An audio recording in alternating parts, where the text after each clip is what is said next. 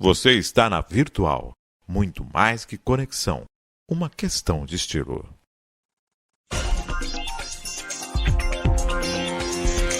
Virtual News.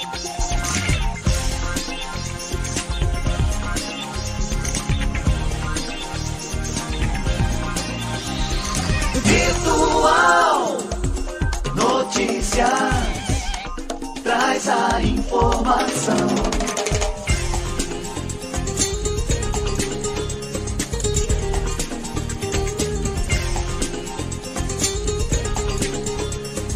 Virtual News.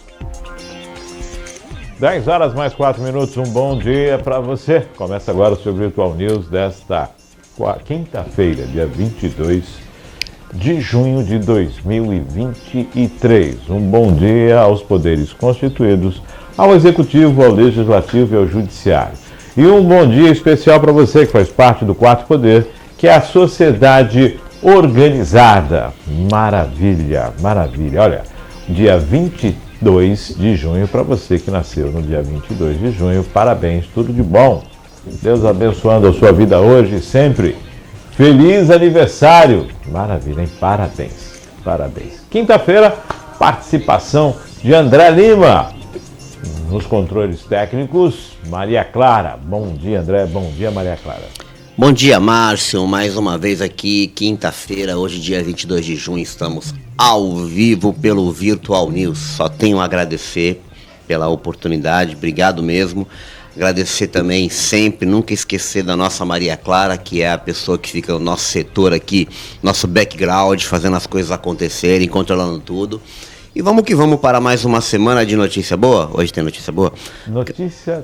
Bom, porque ultimamente você tem me castigado aqui, viu? Sinceramente, olha... Boa. Sempre tem notícia boa. Vamos falar de coisa boa? Vamos falar de coisa boa? 10 horas mais 5 minutos. Então vamos lá. Sempre tem notícia boa, sempre tem coisas boas.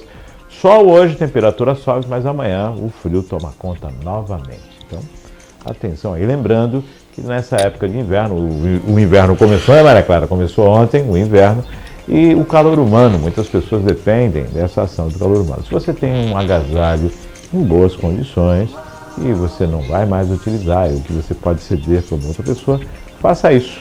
Faça isso. Lembrando, gente, que agasalho em boas condições. Não vai mandar aquela roupa rasgada, lascada, tudo, né? Contra a pilha, porque não é disso que se trata. Não é bacana. Mas o calor humano, o agasalho, um cobertor. Muitas pessoas estão aí desabrigadas, pessoas na rua, moradores de rua, e depende do calor humano. Não importa a situação, vai e faça a sua ação. Não se discute a situação, se a pessoa tem essa escolha ou não tem essa escolha, não há julgamento. Assim, uma boa ação da sua parte. E nós aguardamos, então, também, né, por parte dos setores competentes, dos órgãos competentes, que possam estar auxiliando essas pessoas, não só nesse momento de inverno, né, que é o momento em que mais chama a atenção, mas durante todo o ano, né? Durante todo o ano. Mas vamos focar agora nesse período de frio, de inverno. 10 horas mais 6 minutos. Vamos conhecer a pauta do Virtual News desta quinta-feira? Bora. Vamos à pauta do Virtual News. Vamos embora. Principais notícias desse dia 22 de junho de 2023. Por 58 votos a 18, o Senado aprova Zanin para o STF. Marcos Duval anuncia licença e deve ser substituído na CPMI. Ex-presidente Jair Bolsonaro será julgado e pode ficar inelegível. Publicada a lei com mudanças no Código de Trânsito Brasileiro. Senado adia para 4 de julho sabatina de Gabriel Galípolo para o Banco Central. E STF discuta favorecer parente de juiz. Essas são as pautas. Isso nós vamos analisar. Isso depois a gente vai discutir um a um, né? Isso. Agora vamos Só para aquelas notícia boa, manchetes. Vamos para aquelas manchetes que não podem deixar de passar em branco. Durante visita ao Papa, Lula critica gasto de bilhões com a guerra enquanto há fome no mundo. Busca por submersível corrido contra o tempo entra em fase crítica. Lula chega a Paris para reuniões com a cúpula de Macron. Na Itália, Lula diz que manutenção da atual taxa de juros é irracional. O governo de São Paulo dá início aos estudos para a privatização da EMAI. O governo de São Paulo inicia a estruturação de projetos para a realização de até 11 leilões. Cidade de Santos começa estaqueamento para a construção de 574 moradias na zona noroeste de Santos. Qual delas, André? Cara, eu gostaria de falar sobre o submersível, né? Eu não tive a oportunidade de acompanhar, não, o que está acontecendo com eles, mas é um grupo que fez um passeio, não é isso? Na verdade, não é considerado como passeio, né? Toda essa estrutura é utilizada para uma questão de pesquisa, né? Mas é lógico, dentro da pesquisa, na hora que vai descer, vem um pessoal a mais ali, que já que está descendo mesmo, vamos lá dar uma olhada lá no Titaí, acaba se tornando um certo passeio. Uma espécie de visita... É igual ir à Lua, vamos pra, vai todo mundo ficar não tem aquele foguete que vai para a estação espacial? Estação espacial, tem um que vai dar uma volta só, vai ficar em órbita e volta, essa situação, né? E lógico, é um passeio que custa muito dinheiro. Não, é uma brincadeira. Muito dinheiro. E o que acontece é a questão relacionada ao tempo que se tem de oxigênio. Muitos falam que estaria acabando por esta manhã, outros falam que não é bem assim, que dá para esticar um pouco mais. A dificuldade é que se ouviu alguns sons, não se sabe detectar os sons. Nós estamos falando de mais de 4 mil metros de profundidade. Nossa, é muita coisa. É muita coisa. O pessoal falou da questão da lama que se tem no fundo, da onda de lama que se tem no fundo. Quer dizer, toda uma situação que envolve... Não é a visualização... não é visualização, a imagem... Como que eu posso dizer? O sonar? Não, você não consegue enxergar olho nu, né? Procura Não, você passou de tantos metros, você não tem mais luz. Você não enxerga, luz né? Solar. Não, é tudo escuro.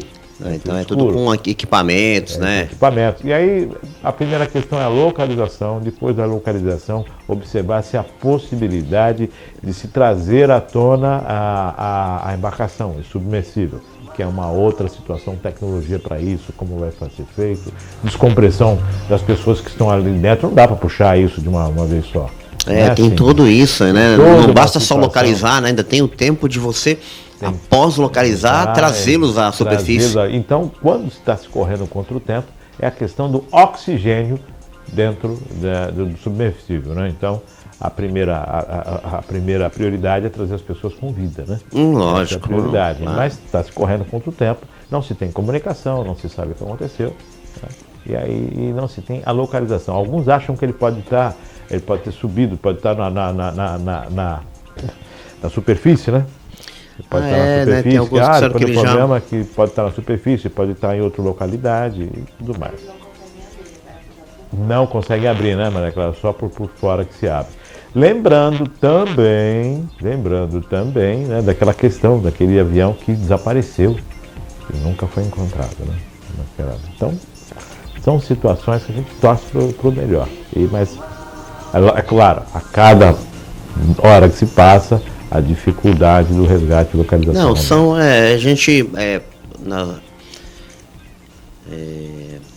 a gente brinca, né, que tudo quanto é tipo de coisa ruim que acontece acaba virando meme, né? Sempre tem a pessoa que faz umas brincadeiras e chegaram a comparar eles ao caso do padre do balão. Você lembra do padre do balão que foi fazer ele foi fazer uma ação, na verdade era uma ação de caridade, na qual ele subia... Foi a segunda viagem de balão que ele colocou aquelas bexigas, né? Fez as bexigas e acabou, né? Perdeu o controle, foi parar no mar e tal.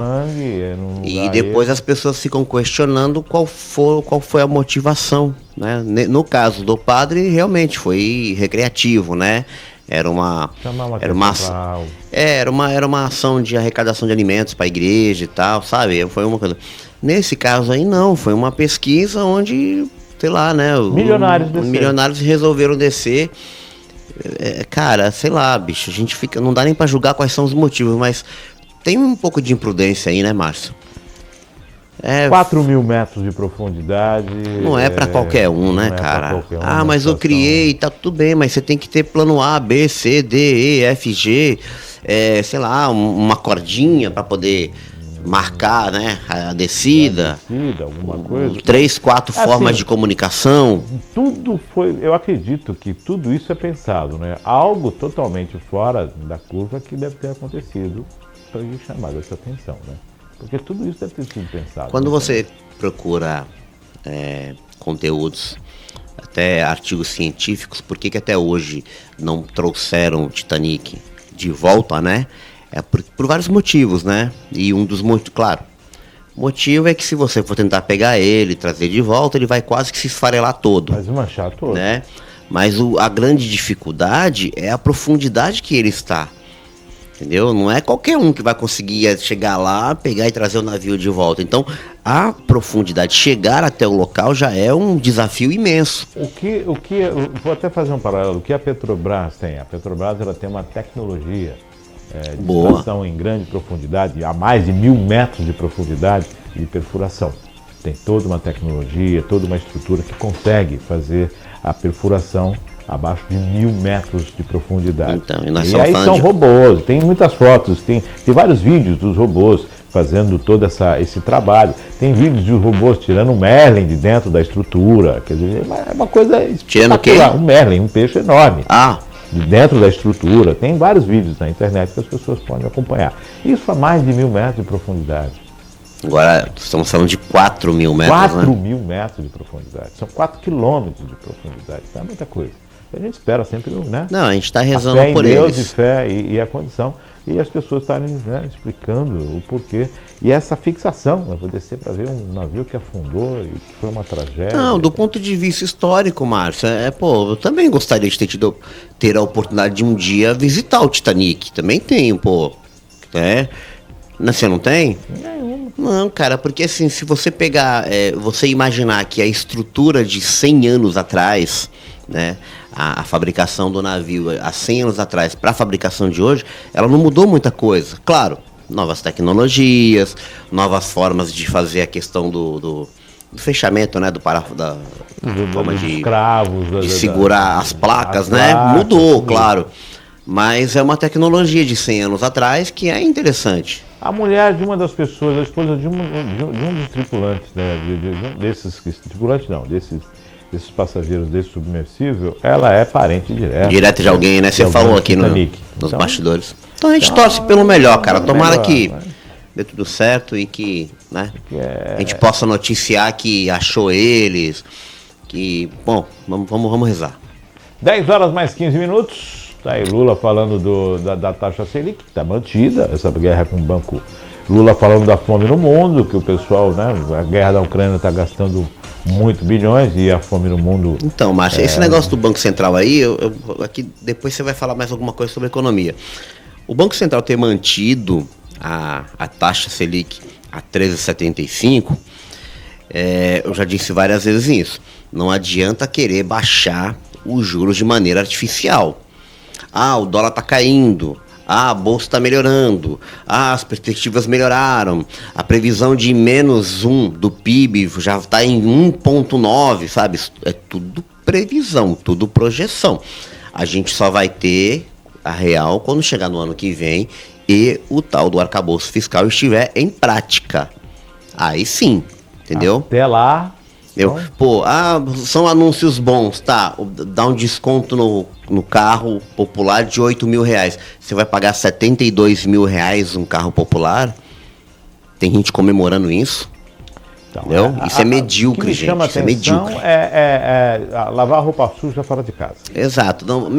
Vai ter que colocar coisa. Tem a reforma tributária que estão querendo aprovar. Exoneração da folha, reforma tributária, toda uma vai ter que tudo botar para funcionar. Botou para funcionar, baixa os juros. É simples. E o próprio governo, né? Não tem vagas no segundo escalão que não foram preenchidas, que tem vagas ainda estão discutindo RH ainda, Márcio. Então tem muita coisa para andar e a taxa Selic, claro que eu quero um juro baixo. Quem é que não quer poder comprar alguma coisa com financiamento sem ser abusivo, sem ter que vender um rim ou deixar uma parte do rim ou deixar, né?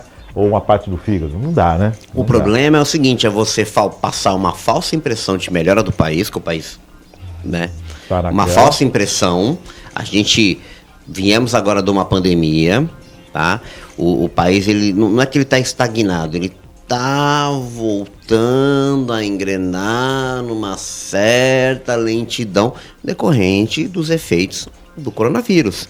Tá? O mundo inteiro passou por isso. Então você não pode pegar os juros e despencar, porque as pessoas, Márcio, vão se endividar de novo. Nós temos 63 milhões de pessoas endividadas e o projeto do governo tal do Desenrola Brasil quer baixar para 35 milhões. Eu te pergunto, como? Como que vai fazer isso? Ah, vai dar isenção para todo mundo? O governo vai pagar o credor, é isso? O governo vai assumir a despesa com o credor? Então quer dizer que eu que não estou com o nome sujo, eu vou pagar a tua despesa através do imposto? Você vai ver o Desenrola Brasil, que é um projeto que tem a intenção de pegar o credor e o devedor, sentar na mesma mesa e botar eles para negociar. É isso. Mas o governo vende o Desenrola Brasil. Vamos tirar 50% das pessoas que estão com o nome sujo, vão passar a ter o nome limpo. Aí você baixa os juros. Passa a impressão de que o país está bom. O cara vai entrar no financiamento de um carro popular a 72 mil reais. O cara vai entrar no financiamento de 84 parcelas e vai achar que a vida melhorou. Irmão, estão te enfiando em dívida. Se liga, presta atenção. Eu vou voltar aqui numa época em que você tinha a seguinte situação. Era o preço à vista com 30% de desconto ou 3 vezes sem juros. Caramba, isso aí faz tempo isso, Márcio. 3 vezes sem juros. Isso desapareceu. Pô, Márcio, mas você tá... Não, eu estou analisando o poder de compra. Nesse momento, nessa época, você tinha um poder de compra e você tinha a capacidade de discutir esse poder de compra, de negociar o produto. Sim. Porque à vista, 3 vezes. Hoje você vai já e está lá 12 no cartão, 15 no cartão, 20 no cartão, mais o rim, e aí vai. Você tá com uma fixação no rim, viu? No rim não, porque rim, é assim, né? os caras querem um pedaço. Não é mais no rim não, cara, estão levando outros órgãos aí, viu? Então assim... A alma? A alma já foi. Então a gente discute isso. A alma já foi faz tempo. Todo mundo quer um Brasil melhor. Opa, queremos. Como não quero? Como eu quero todo mundo trocando de carro o tempo todo? A gente não torce contra, Márcio. Não torce contra, a gente torce a favor. Todo mundo é favorável. Mas, 10 horas mais 20 minutos. Falar de coisa boa, vai. Pautas desta quinta-feira ensolarada, que antecede a sexta-feira de frio. Por 58 votos a 18, o Senado aprova Zanin para a STF. O plenário do Senado aprovou ontem a indicação do advogado Cristiano Zanin Martins para o cargo de ministro do Supremo Tribunal Federal. A votação secreta terminou com 58 votos a favor e 18 contrários. O relator da indicação presidencial foi o senador Veneziano Vital do Rego, do MDB. Será feita a comunicação à presidência da República. Interessante, né? Votação secreta, né? Que maravilha. Marcelo, olha, desde quando o presidente atual disse que tinha a intenção de indicá-la, a gente já sabia que que ia passar. Estava eleito já. Essa sabatina que eles fazem, na verdade, é cumprir formalidade para dizer que teve uma sabatina. Tá? Eu até acho um pouco hipócrita você achar que você imaginar que vai conseguir pegar um profissional e testar o notório saber jurídico dele em apenas uma sessão. Entendeu? Uma sabatina é o seguinte, é pegar o cara e uns 3, 4 dias.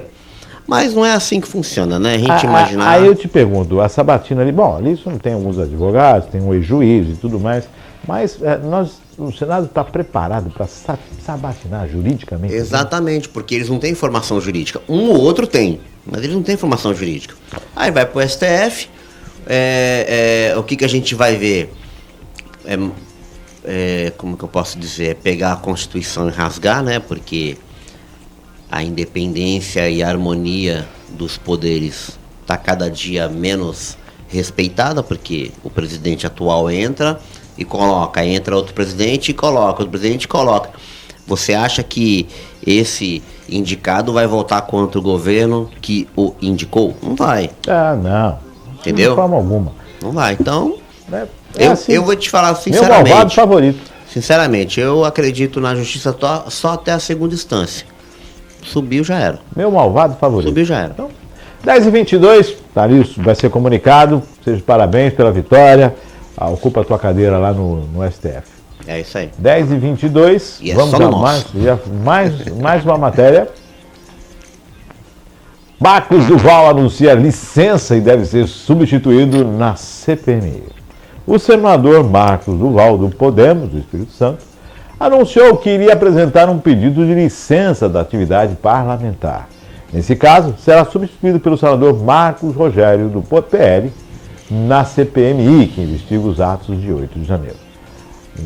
Na quarta-feira, dia 21, a assessoria de imprensa de Marcos Duval divulgou nota comunicando que o parlamentar pediria licença do Senado por orientação médica. Na segunda, dia 19, Marcos Duval discursou no plenário e apresentou sua defesa em relação às acusações feitas em investigação da Polícia Federal. De acordo com a nota, na noite de terça, dia 20 de junho, o senador Marcos Duval teve um mal-estar em seu gabinete e foi atendido pelo Serviço Médico do Senado Federal. Na ocasião, foi aconselhado pela Junta Médica a se licenciar imediatamente das suas atividades parlamentares e cuidar da sua saúde. Enquanto o senador estiver licenciado, seu gabinete continuará aberto e funcionando normalmente. A fonte é da agência Senado. Deixa eu só entender, é um gabinete dele, agora um gabinete para o outro usa o gabinete dele? Como é que é isso, hein? Então, se ele vai pegar uma licença, ele deveria se afastar e... Todo mundo se afasta também, né? Não, mas aí só troca só o titular, né? O titular, e aí mantida a equipe dele lá no gabinete? É, aí é feito um acordo onde o... Mantém-se, faz um, né? Bem bolado. A briga 2, 3 e tal, porque o mandato continua dele, né? Ele foi eleito, então o mandato é dele. Márcio, o que a gente vê aí, eu não conheço bem esse Marcos Duval, porque nos últimos tempos ele tem falou do Supremo, falou de lives. Ele tem ocupado os noticiários, mas uma coisa que eu fiquei preocupado, que ele diz, é com relação às buscas que foram feitas, né? A Polícia Federal foi inclusive no gabinete do senador.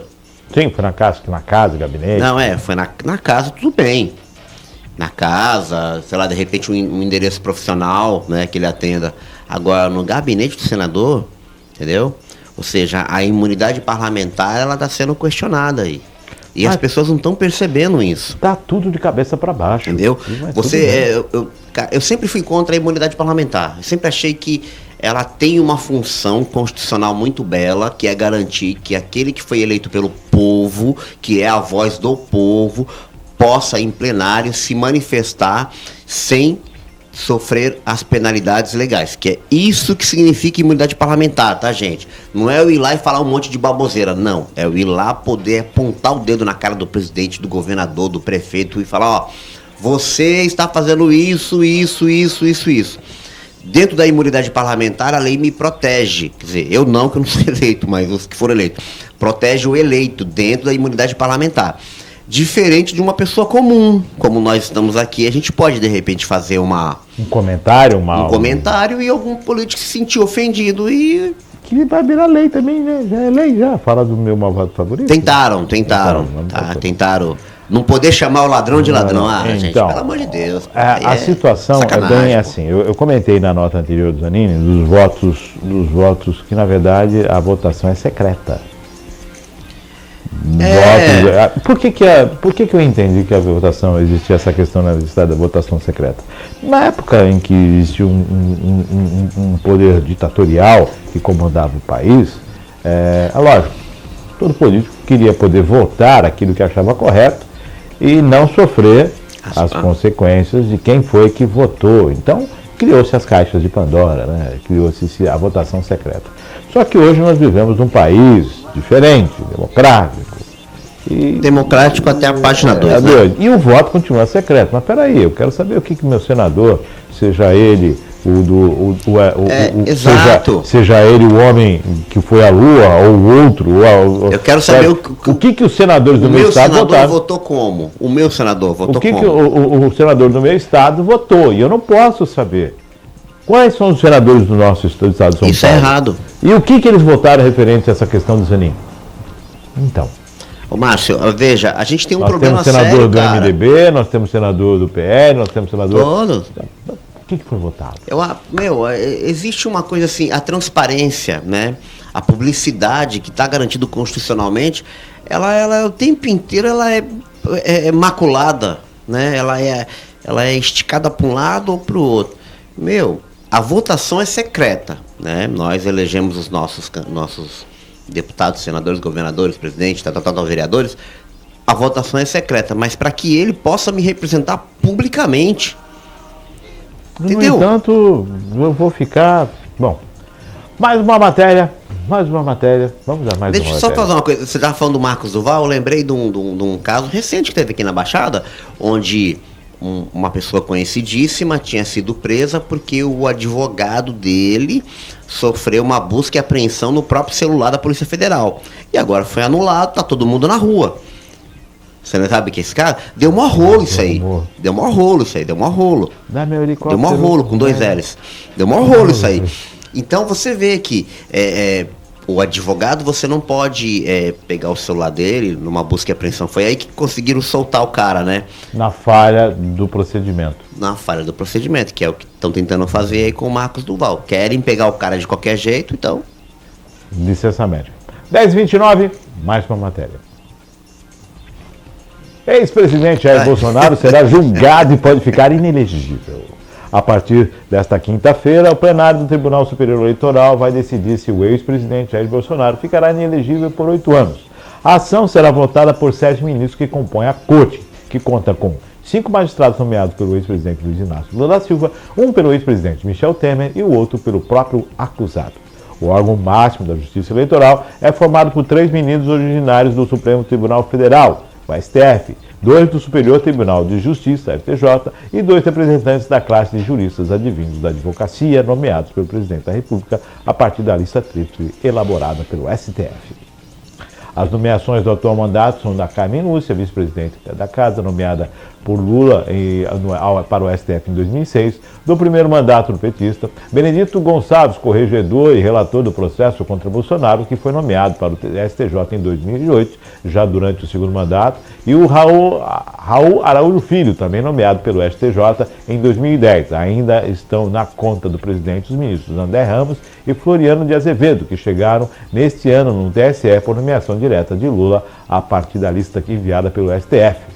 Além deles, o presidente da Corte, Alexandre de Moraes, nomeado para o STF por Michel Temer em 2017, e Cássio Nunes Marques, indicado ao STF por Jair Bolsonaro em 2020, completam o tribunal. O caso em julgamento trata a reunião com embaixadores feita em julho do último ano. No evento transmitido pela TV Brasil, o então mandatário atacou as cúpulas dos poderes judicial e eleitoral, teceu duras críticas às urnas eletrônicas e, sem apresentar provas, externou acusações sobre a segurança e a confiabilidade do sistema eleitoral brasileiro. Por isso, é acusado de abuso do poder e uso indevido dos meios de comunicação. Pode ser julgado hoje, pode ser julgado semana que vem. Não, já era, meu amigo. Pode ser julgado. Já então era. vai esticar. Pode colocar 8 anos hoje ou não. Já era. Hoje, Isso aí já 8 anos ou não. Já era. Então, É assim que funciona a nossa justiça. Já qual era. é a situação? De fato, utilizou um órgão público para fazer as declarações e não tinha comprovação do que foi, do que disse. As urnas são... O país parou e ficou dividido nessa questão. Sim. E aí a gente fica perguntando, né? Então, e agora, José, o que foi feito? Testar as urnas, houve situações, aí teve todo esse imbróglio, toda uma dificuldade. Um presidente da República faz uma declaração como essa, ele tem que estar no mínimo com a pasta para dizer, tá, estão aqui as provas, ó, segue. Mas, André, Cara, já era, pô, vai ficar inelegível. Você imagina que vai ter outra condenação? Desviar dinheiro público de banco público não dá em nada. Entendeu? Eu fico preocupado, Márcio, porque quando eu faço esse tipo de comentário, as pessoas acham que eu sou a favor das declarações do antigo presidente. Não é isso. É que eu estou dizendo que é 2 pesos e 2 medidas. Tem tanta coisa importante para a gente julgar, para a gente colocar os caras na cadeia e não colocam. Entendeu? E agora ele vai entrar. Já era. Ele vai ter no máximo um voto a favor. Um máximo. Tem senador com 20 processos, devem estar caducando, uma grande parte. Tem né? deputado, cara, indo para o plenário com tornozeleira. Então, aí você tem o caso do Deltan, que foi assim, ó, voando. O Deltan, cara, foi um absurdo. E eu acho bacana a celeridade do processo. No entanto, Quando eles querem, né? Você tem outros processos que estão se arrastando, que nem é. Bom, mas tudo bem. Eu costumo dizer que isso é reflexo do povo. É o povo que escolhe. O povo é que determina quem é. Então cabe, o povo está aí, está satisfeito ou não, mas faz parte. O poder emana do povo e representa o povo. É isso aí. Daqui a pouco eles fecham fecha lá no Congresso, dá o poder para um fechar, só não, e vai tudo continuar certo. mandando porque tem emenda do relator. É isso aí. 10h33, vamos a mais uma matéria. Viu como é que tá tranquilo hoje? Pô, só coisa boa, hein? Publicada a lei com mudanças no Código de Trânsito Brasileiro. Foi publicado no Diário Oficial da União na terça-feira a Lei 14.599/2023, que, entre outras mudanças, inicia nova contagem de prazo para as obrigatoriedades de exame toxicológico de motorista a cada 2 anos e meio e 6 meses, a partir da obtenção ou renovação da Carteira Nacional de Habilitação, a CNH, nas categorias C, D e E, e na nova norma traz 1º de junho de 2003 como início da exigência. A lei dá aos órgãos municipais de trânsito a competência privada de fiscalização e aplicação de multas nas principais infrações, como aquelas envolvendo estacionamento ou paradas irregulares, excesso de velocidade, veículos com excesso de peso ou acima da capacidade de tração e recolhimento de veículo acidentado ou abandonado. Os estados e distritos federais terão competência privativa para fiscalizar e multar infrações relacionadas à falta de registro do veículo, ausência de baixa de veículo irrecuperável, cadastro desatualizado e falta de declaração de domicílio, por exemplo. A fim de prevenir e reprimir os atos relacionados à segurança pública e garantir obediência às normas de segurança do trânsito, a Polícia Militar poderá realizar atividades de polícia ostensiva de trânsito respeitadas as competências da Polícia Rodoviária Federal. Na questão das cargas, do transporte de cargas, os transportadores, ainda que pessoas físicas ou cooperativas, deverão contratar obrigatoriamente seguros de cargas de 3 tipos: responsabilidade civil para cobertura de perdas ou danos causados por colisão, abarroamento, tombamento, capotamento, incêndio e explosão; responsabilidade civil para cobertura de roubo, furto simples ou qualificado, apropriação indébita, estelionato ou extorsão simples ou mediante sequestro afetado a carga durante o transporte; e responsabilidade civil para coibir danos corporais e materiais causados a terceiros por veículo utilizado no transporte rodoviário de cargas. Entretanto, tanto o seguro de perdas por acidentes quanto o roubo de assemelhados deverão estar vinculados a planos de gerenciamento de riscos estabelecidos de comum acordo entre o transportador e sua seguradora. Se quiserem impor obrigações ou medidas adicionais na operação de transporte e no gerenciamento do serviço, o contratante de serviços de transporte deverá pagar pelas despesas envolvidas nisto. A fonte é de agência na Câmara de Notícias. Não, legal. O país não oferece segurança para você que é transportador, mas você tem que fazer seguro, tá? Eu só queria fazer 2 comentários interessantes aí. Eu vi ali a expressão abarroamento. Sim. Quando eu fazia faculdade, tinha um amigo meu que trabalhava numa empresa marítima e ele dizia que abarroamento é a expressão de colisão quando são 2 embarcações, tá? Sim. Quando são carros é colisão, quando são navios abarroamento. Abarroamento. Então, Então, eu vi ali e achei interessante. tá valendo para navio também. Tá valendo, Tá valendo por para isso tá valendo. Mas o que eu achei, eu até soltei uma risada aqui de maneira inesperada, é com relação à exigência do exame toxicológico. É feito nas carteiras C, D e E, que são as carteiras profissionais. Aí eu te falo, existe uma forte campanha de liberação de drogas, né, da liberação da maconha. Então, a maconha ela vai entrar como infração a esse exame de toxicologia aí. Gente, eu tô dando risada porque eu lembrei de outra coisa. Eu lembrei do Siqueira Júnior, que o Siqueira Júnior, lembra o apresentador que ele brincava, né? Você maconheiro e tal. Se você for exigir o exame toxicológico, quer dizer que aquele que faz uso de qualquer tipo de substância, né, dependendo da substância, lógico. Já é exigido na renovação. Agora vai, na renovação. Vai ser exigido não só na renovação. Então, a validade dele vai ser menor. E se eles vierem a liberar, como é que vai ser isso, hein? Um dos grandes avanços do país, primeiro foi a questão quanto à proibição de se fumar em qualquer lugar. Foi um avanço muito grande, isso foi espetacular, né? A lei emplacou principalmente porque ela é rígida, não é flexível e é bem literal, não pode. Não, ela emplacou, Márcio, porque é o seguinte, para quem não fuma, é insuportável você estar num local fechado com pessoa que fuma. A lei emplacou. Outra lei que emplacou foi a lei que institui a proibição de se beber e dirigir. O bafômetro pegou. Pegou. Pegou. E todo mundo sabe, ó, quem vai beber aqui, qual é o motorista da rodada. Isso Emplacou. Fera.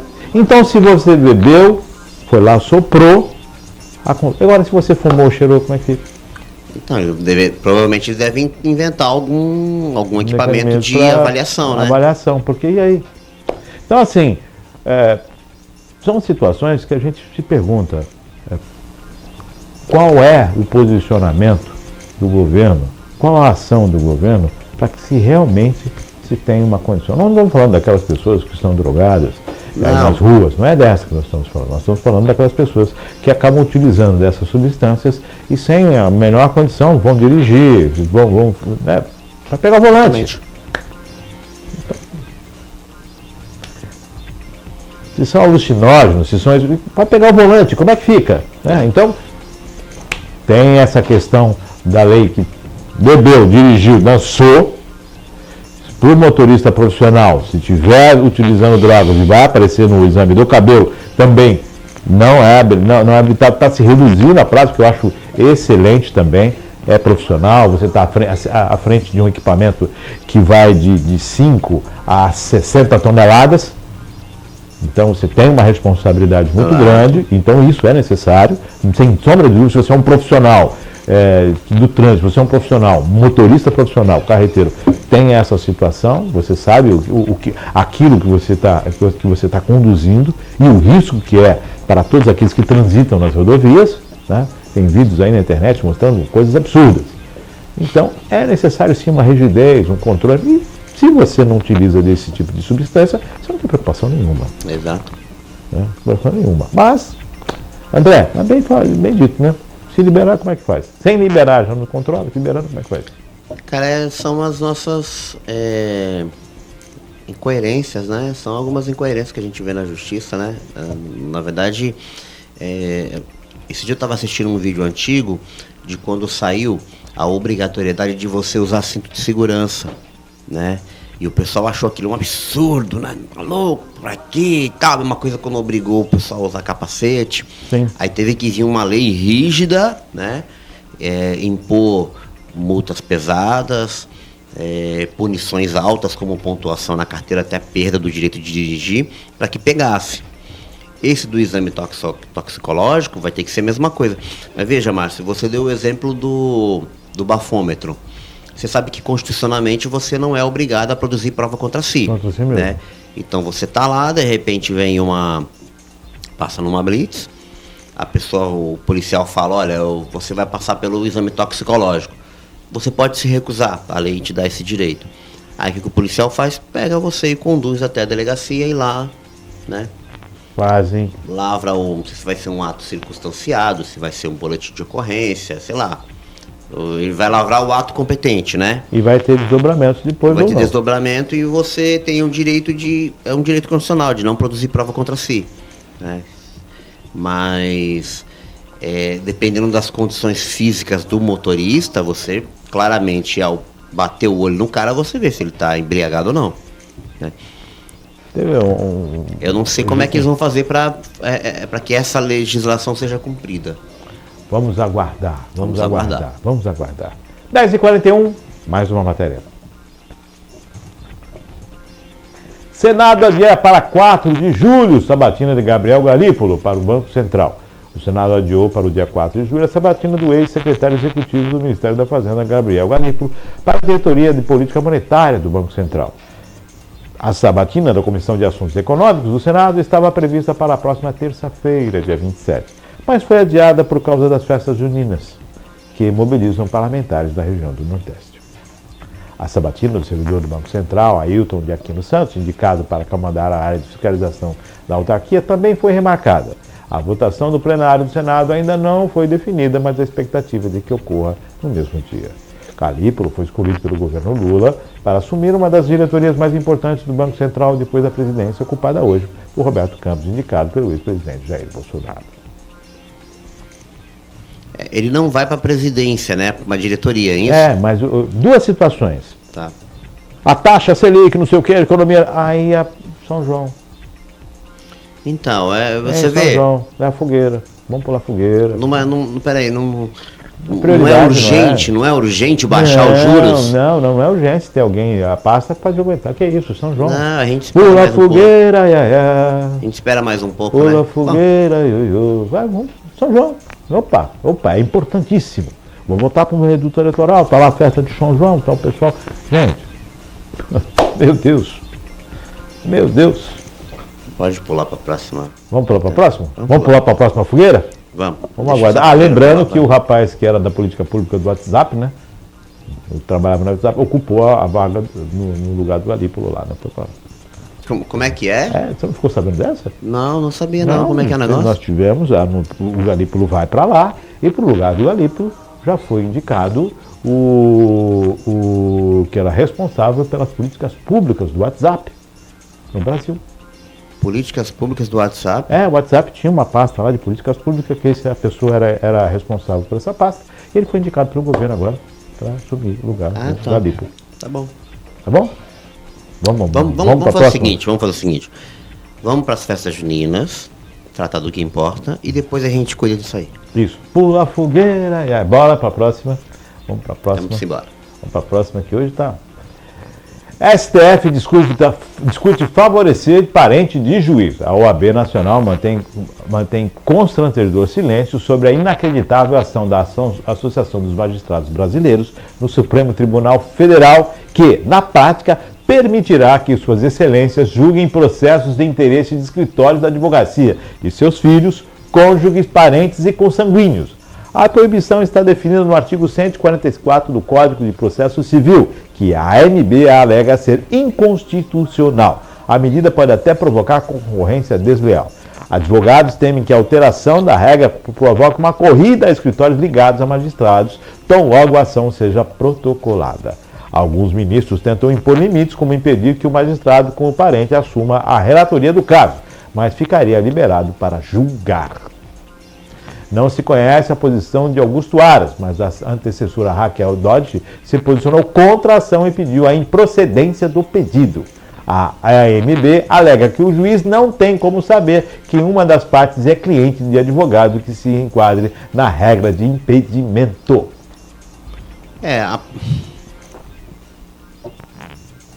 Posso falar?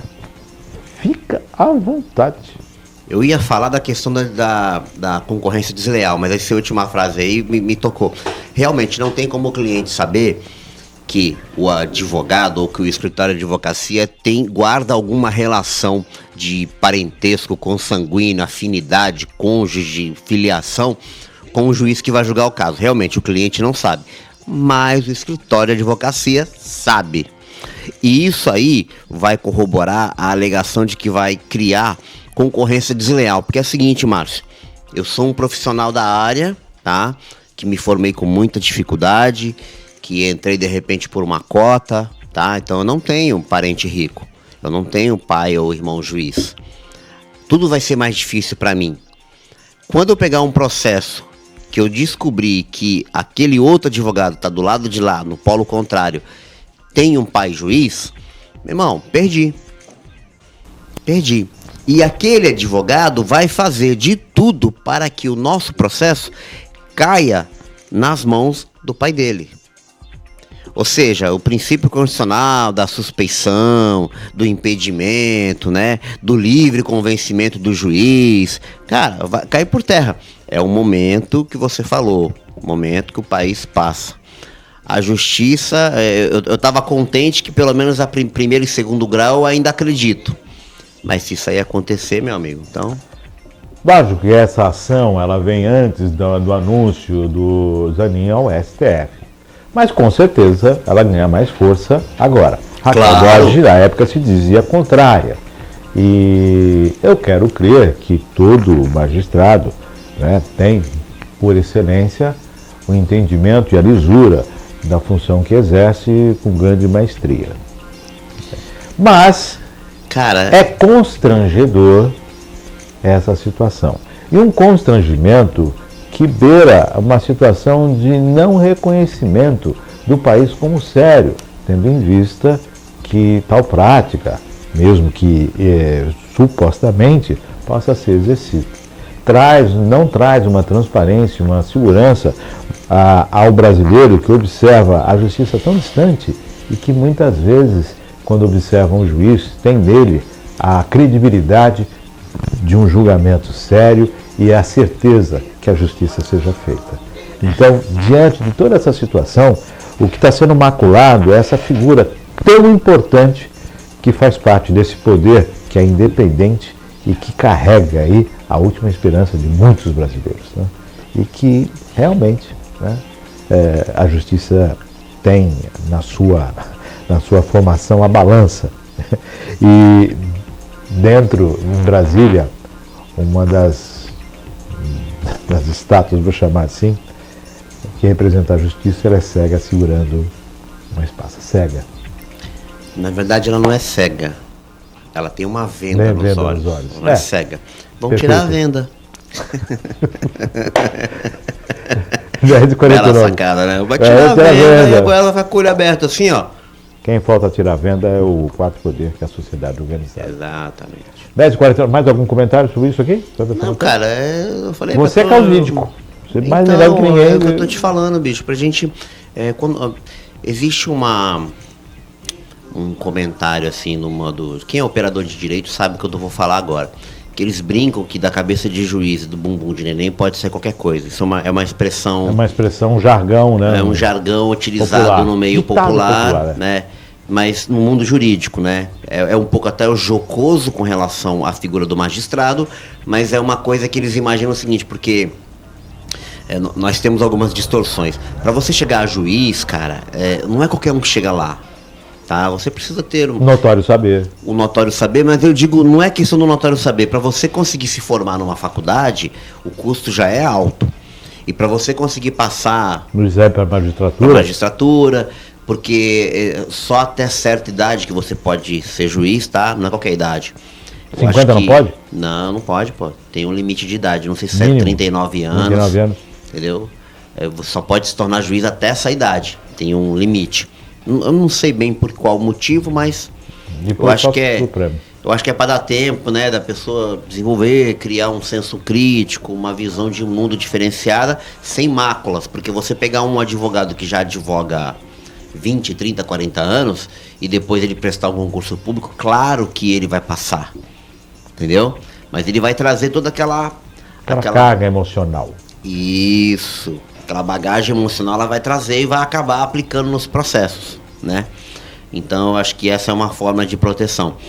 E o juiz, cara, a gente fala que a justiça não recorre a quem dorme. Isso é outro jargão. Quer dizer o seguinte, quando você tem um processo judicial, se você tem as provas, o teu advogado, o teu patrono tem a obrigação de apresentá-las nos momentos oportunos. Não durma, se você tem uma prova, doutor, mas a prova tá aqui a prova. Não, mas eu acho melhor não, mas doutor, a prova tá aqui. Insista, porque o que vale no processo judicial é aquilo que é apresentado nos autos. Então o juiz, ele julga um processo conforme aquilo que está nos autos. Ele não consegue enxergar a intenção do que vai ser. Claro, ele faz um exercício mental muito forte e o julgamento dele é baseado num princípio que é o livre convencimento do juiz. Ele pode até julgar ignorando algumas provas, mas não quer dizer que ele está ignorando a prova. É que aquela prova, dentro do convencimento dele, não faz nenhuma... não faz diferença para julgar o processo. Então, com base nisso é que o pessoal brinca dizendo que da cabeça do juiz pode sair qualquer coisa. Mas veja... nós ainda acreditamos que quando eu tenho todas as provas, o juiz vai analisar e vai julgar a meu favor. Não existe causa ganha, tá? Isso é outra coisa do mundo jurídico. Você chegar no advogado, não, a causa tá ganha. Não cai nessa. Eu tinha um professor de direito civil, doutor Everaldo Colombo, que ele, quando ia no escritório dele, ele falava, né? É que hoje ele já é juiz, desembargador. Mas quando ele ia no escritório, ele brincava que ele se afastava assim atrás, que nem tá aqui, ó. E era uma bancada de livros. Ah, doutor, eu tenho chance. Ele falava assim, olha, daqui pra cá diz que você vai ganhar. Mas daqui pra cá diz que você pode não ganhar. Entendeu? Isso tá é uma forma... Tá aí a forma... Por então... isso que ele dizia, olha, se você for num advogado, ele dizia, não, isso aí é causa ganha. Corre. Sai fora que tem um problema aí. 10 horas mais 53 minutos, temos mais matéria, Maracão? Mas agora pode Encerramos? mudar. Mas peraí, mas agora pode mudar. Doutor, é causa ganha? Não, é causa ganha, pô. Juiz é meu pai, pô. My father. É meu pai, não, pode vir, ó. Pode Deixa eu ligar vir. pra papai. Papai! Pai, ó, tá chegando um processo aí, avoca o processo, que é trazer você pra cima, avoca o processo para a sua vara, pro seu ofício, que é nosso. Vou ligar pra papai. Desculpa a brincadeira, tá, gente, mas aqui Vou ligar pro meu marido, vou ligar pra minha esposa. é que é um tema muito sério e a gente dá um jeito de quebrar pra ver se as A gente pessoas descontrair entendem. um pouquinho entendeu? pra ver o que Mas Porque você começa a falar de mundo jurídico, o linguajar é muito carregado. não é uma realidade ainda. Não é uma realidade realidade. ainda, mas a OAB não se pronunciou a respeito. 10h53. E é Estamos uma chegando ao ação, final. peraí. A OAB não se pronunciou e é uma ação promovida pela Associação dos Magistrados. Ou seja, há um interesse dos magistrados, do juiz que quer ter o direito constitucional de julgar o processo no escritório do filho dele. Isso é um absurdo. Isso é um absurdo. Pode. Silêncio. Pode. 10h50, não, encerramos. Encerramos? Pode Encerramos. parar por aí mesmo que eu vou embora. Eu vou te falar que hoje tu trouxe só notícia boa. Só notícia boa. Só vamos fazer o quê, né? Fazer o quê, né, André? Chegamos ao finalzinho. Chegamos ao final. Mas, Márcio, olha, a gente já passou por momentos mais difíceis, tá? Eu peço para as pessoas que estão em casa, que acompanham a gente, que não desiste não, cara. Não desiste não. Vamos continuar lutando. Vale fazer o bem.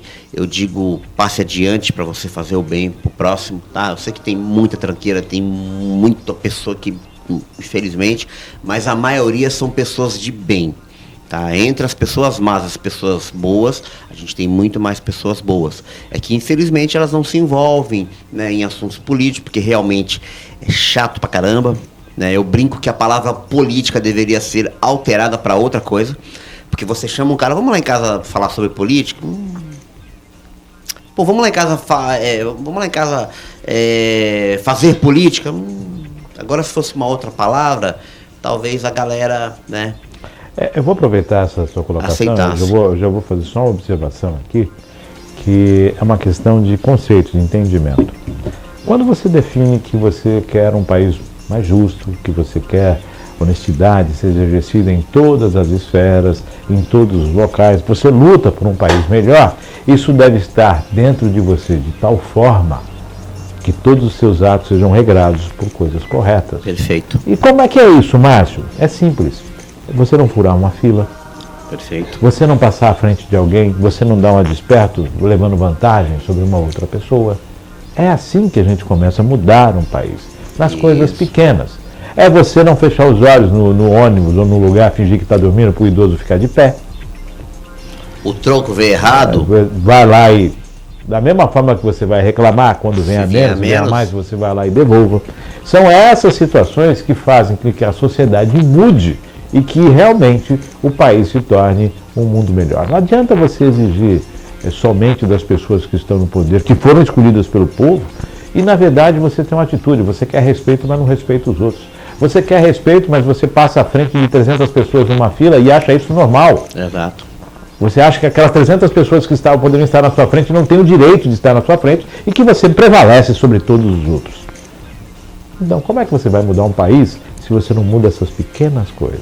A mudança começa por você, né? Por você, pelo respeito. O que precisamos é de respeito, respeitar as pessoas, respeitar as escolhas e entender o ser humano. E é difícil, é muito difícil. Não, é muito difícil. Praticar empatia é uma das coisas. É o desafio do século 22. Praticar a empatia. É fácil falar do gasto mundial que poderia melhorar.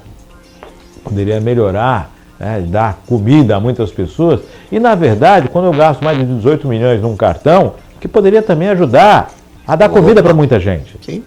Então, esse tipo de situação, falar e fazer é bem diferente.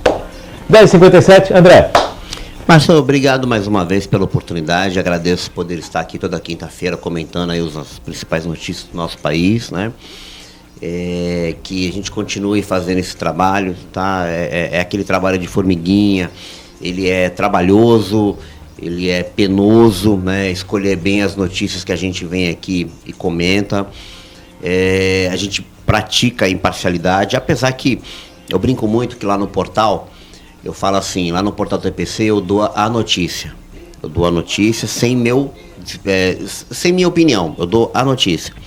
E aqui não, aqui como a gente é comentarista, tem o privilégio e o prazer de participar de um programa tão sério que nem o seu e ser comentarista, você traz uma notícia, as fontes são a Agência Senado, Câmara Legislativa, a TV Brasil, a Agência Brasil, são fontes fidedignas, lógico, né? Muitos jornais. Né? E são simplesmente a notícia, como essa dos magistrados, é a notícia nua e crua. Entendeu? Claro, quando circular pelo país, cada